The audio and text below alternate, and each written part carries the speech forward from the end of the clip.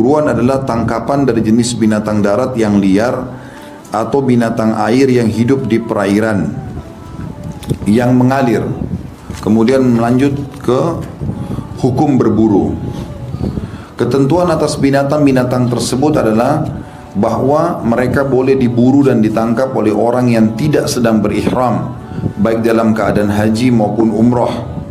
Hal ini berdasarkan firman Allah Subhanahu wa taala dalam surah Al-Maidah ayat 2, A'udzu billahi minasyaitonir rajim wa idza halaltum fastadu. Dan apabila kalian telah menyelesaikan ibadah haji atau melepaskan ihram, maka bolehlah kalian berburu. Namun demikian, berburu dipandang makruh jika dilakukan hanya untuk bermain-main atau berfoya-foya saja. Jadi hanya karena hobi. Tetapi kalau dia berburu untuk memang dia konsumsi dagingnya, maka itu boleh. Dan sebagian salaf memang memiliki hobi untuk berburu. Di antara Imam Syafi'i rahimahullah, yang beliau mengatakan, aku minum zam-zam sambil meminta 3 hal. Meminta agar yang pertama sekali panahanku tidak meleset, karena beliau suka sekali berburu, ya, dan memakan hasil buruannya sendiri. Sebagian ulama mengatakan Imam Syafi'i rahimahullah melakukan berburu karena ingin menjalankan perintah Allah. Karena Allah memerintahkan atau membolehkan kita berburu, maka untuk menerapkan dalam kehidupan beliau agar tidak ada syariat yang tidak dilakukan, maka beliau menerapkan latihan berburu ini. Kemudian aku juga minum zam, dan kata beliau, aku minum zam-zam meminta 3 hal dan semuanya dikabulkan Allah. Yang 2 dikabulkan, yang 1 tentu kuasa Allah SWT. Beliau mengatakan, aku minta agar panahanku tidak pernah meleset, dan Allah kabulkan itu. Setelah minum zam-zam, panahanku tidak pernah meleset. Yang kedua, aku meminta agar menjadi ulamanya muslimin, dan tidak ada yang tidak dengan Imam Syafi'i rahimahullah. Yang ketiga, yang saya bilang ini, itu kuasa Allah SWT, dan tentu secara zahir akan diberikan, ya. Yang beliau mengatakan, aku minum zam-zam agar dimasukkan ke dalam surga, ya. Jadi ini memang bagian daripada hal yang dianjurkan di dalam agama. Hanya saja yang tidak boleh masalah orang berburu lagi berihram. Itu juga disebutkan dalam surah Al-An'am, ya. A'udzu billahi minasyaitonir rajim, ya ayyuhalladzina amanu la taqtulus sayda wa antum hurum. Hai orang beriman, jangan kalian berburu sementara kalian sedang berihram. Kalau di zaman sekarang kita tentu sudah tidak melakukan itu, ya. Tetapi zaman dulu memang orang kalau pergi haji dan umrah, mereka menunggangi kuda, unta, habis bekal makanan mereka berburu di padang pasir. Dan itu kalau orang lagi ihram tidak boleh. Dan subhanallah, awal diturunkan larangan ini, ya, itu Allah menguji para sahabat.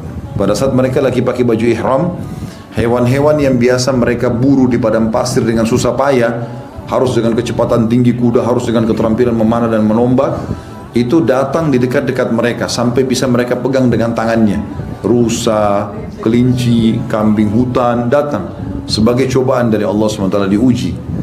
Tetapi para sahabat berhasil dengan ujian tersebut. Beda dengan Bani Israel yang dilarang mancing hari Sabtu, mereka malah mancing, gitu kan? Itu juga dijelaskan dalam Al-Quran. Tapi ulama tentu membahas, teman-teman sekalian, kalau seandainya seseorang itu makan, dia berihram, tapi yang jual itu hasil hewan buruan, boleh, karena bukan dia yang berburu. Yang dilarang adalah dia berihram sambil berburu, ya, itu yang tidak dibolehkan. Kemudian setelahnya ada macam-macam buruan. Itu berarti di poin C, ya. Ya. Binatang buruan terdiri dari 2 macam, yaitu yang pertama buruan binatang air, yaitu semua binatang yang hidup di dalam air seperti ikan dan lain-lain dari jenis binatang air. Hukumnya halal bagi orang yang berihram dan orang yang tidak berihram, dan tidak ada yang makruh kecuali dalam tanda kutip manusia ikan atau insan al-ma. Ini ada footnote, maksudnya adalah ikan duyung. Allahu a'lam. Ya. Kita nggak tahu ini ada atau tidak.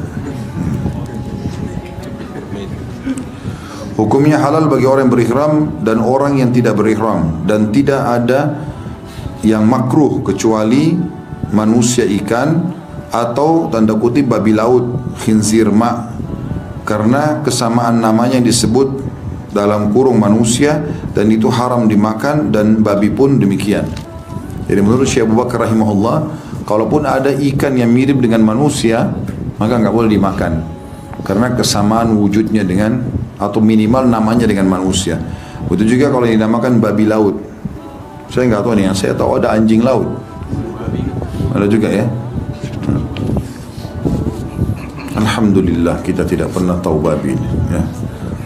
Baik, kemudian yang kedua, buruan binatang darat, yaitu jenis-jenis binatang yang bermacam-macam dengan ketentuan bahwa binatang buruan yang halal adalah yang telah dihalalkan syariat, sedangkan yang dilarang maka hukumnya pun haram. Nah, ini sudah kita jelaskan tadi kalau binatang darat ya, seperti harimau, singa yang bertaring, dasarnya walaupun kita bisa buruh dia, berburu bisa ditembak, bisa dipanah, tetap aja haram karena dasarnya hukumnya haram. Baik, selanjutnya poin nomor D atau poin D-nya, masalah menyembelih binatang buruan. Menyembelih binatang buruan yang hidup di dalam air cukup dengan membuatnya mati saja, yang tidak menghalangi untuk dimakan. Berdasarkan sabda Nabi SAW, "Uhillat lana maitatani al-hut wal jarat." Telah dihalalkan bagi kami dua macam bangkai, yaitu ikan dan juga belalang. Hadis ini riwayat Baihaqi jilid 1 halaman 254, dan Al-Hakim juga menyebutkan dalam kitab Mustadrak dengan sanad sahih. Sedangkan binatang buruan yang hidup di darat, jika diketahui masih hidup, wajib disembelih sebagaimana telah ditentukan dan tidak boleh dimakan tanpa disembelih. Berdasarkan sabda Nabi SAW, "Wa ma sitta bikalbika ghairil muallami wa adrakta zakatahu faqul." Binatang yang kamu buru dengan mempergunakan anjingmu yang tidak terlatih dan kamu dapat menyembelihnya, maka makanlah dagingnya. Hadis ini diriwayatkan Imam Bukhari nomor 5478 dan Imam Muslim 1930. Berarti di sini kita sebutkan bahwasanya hewan yang ada di air maka harus dimatikan dulu ya. Apakah itu berarti tidak perlu sembelih? Mungkin biasanya dia juga mengetuk ikan sehingga dia mati ya. Saya pernah lihat seperti itu. Mungkin itu adalah cara untuk mematikannya, sehingga setelah itu baru boleh dikonsumsi. Tapi tidak boleh dalam kondisi hidup langsung dimasukkan ke penggorengan misalnya ya. Ya mungkin bisa saja. Sama juga tadi dengan kita bahas masalah sembelihan. Saya pernah dapatkan informasi di beberapa negara di Eropa itu memang mereka sama sekali nggak nyembelih ayam itu. Dimasukkan di mesin, ayamnya berdiri, keluar sudah terpacking. Ya, semua dengan menggunakan mesin. Ya, kemungkinan besar bagian kepala itu mungkin dicabut ya, sehingga sudah tercabut semua bulunya, sudah terpotong-potong bagian tubuhnya, keluarnya sudah terpacking di sana. Maka ini sama sekali tidak melalui sembelihan. Gitu. Ini walaupun ahli kitab tidak boleh. Di ahli kitab pun kalau melalui proses sembelihan baru boleh. Allahu Allah.